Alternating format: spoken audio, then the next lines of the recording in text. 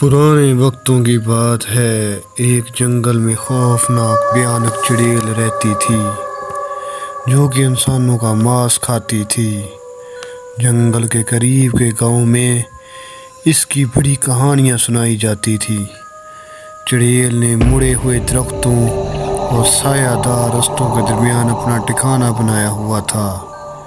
جب مغرب ہوتی تھی، مارے خوف کے کوئی بھی گاؤں والا گھر سے باہر نہیں نکلتا تھا، کیوں نہ کہ گاؤں والے لوگ کہتے تھے کہ چڑیل باہر آ کر اپنا شکار ڈھونڈتی ہے۔ ایک شام کی بات ہے کہ گاؤں کا ایک بہادر نوجوان جس کا نام حمزہ تھا، اس نے چڑیل کو محض افسانہ کہا اور اس کو ڈھونڈنے کے لیے ایک لالٹن لے کر اندھیرے جنگل کی جانب چل پڑا، جو کہ اس کا احمق پن تھا۔ جیسے جیسے حمزہ جنگل کی جانب بڑھتا گیا، جنگل کی سردی میں اضافہ ہوتا گیا اور جنگل میں موجود رازوں سے سرگوشی کرتے دکھائی دینے لگے۔ جنگل کے درخت ایک عجیب سی خاموشی بیان کر رہے تھے۔ راستہ مڑتے مڑتے مسلسل حمزہ کو پریشان کر رہا تھا۔ حمزہ کو خبر تک نہیں تھی کہ ایک بھیانک بھوکی چڑیل اس کی ہر حرکت کو دیکھ رہی ہے اور چڑیل کی آنکھیں بھوک کی وجہ سے چمک رہی ہے۔ حمزہ جتنا ہی اپنے آپ کو مطمئن کرتا، جنگل اتنا ہی زیادہ خوفناک دکھائی دیتا۔ مسلسل خوفناک قہقہے جنگل میں گونج رہے تھے۔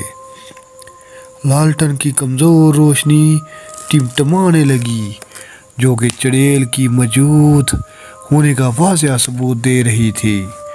ایک نامعلوم سی بے چینی حمزہ کے وجود پر غالب آ رہی تھی۔ چلتے چلتے حمزہ ایک پرانی جھونپڑی سے ٹھوکر کھا کر گر گیا۔ گرتے گرتے جھونپڑی کا دروازہ کھلا اور حمزہ جھونپڑی کے اندر چلا گیا۔ کیا دیکھتا ہے، جھونپڑی میں لگے عجیب و غریب کپڑے ہل رہے ہیں۔ اچانک چڑیل کا سایہ نمودار ہوا اور چڑیل قہقہے لگا کر ہنسنے لگی۔ شکار خود چل کر میرے پاس آیا ہے، سالوں سے لگی بھوک کو مٹاؤں گی۔ اور یہ کہہ کر اس نے اپنے نکیلے ناخنوں سے حمزہ کو دبوچ لیا اور پکڑ کر کھا گئی۔ جو بھی اندھیروں کا پیچھا کرتا وہ واپس نہیں آتا تھا۔ اگلی صبح گاؤں والوں نے جنگل کی بھیانک خاموشی کو سنا اور حمزہ کو واپس نہ پا کر غمزدہ ہو گئے۔ بزرگوں نے یہ کہانیاں سنانا شروع کر دی اور اس طرح جنگل میں چڑیل کا افسانہ برقرار رہنے لگا۔